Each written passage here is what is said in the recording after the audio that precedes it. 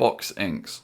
To begin with, these are definitely not a version 3 of the popular Gateron Black Ink. They are a completely different switch. Two options for this switch, pink or black. I got black, the only difference is the colour and spring weight, black being 80 grams, pink being 60 bottom out.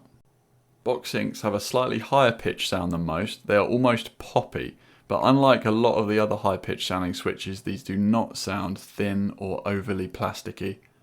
They have the cool new box stems like some of the Acco switches I've used recently. This, along with the new housing moulds, makes stem wobble very minimal. The spring is a bit longer than usual, making them feel very slightly bouncier than the average switch.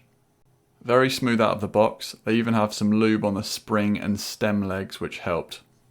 I'm scoring these 19 out of 30. Higher than Huskies and Gateron Black KS3s, but lower than Duroc L3s and way lower than Gateron Black Inks, to give you an idea.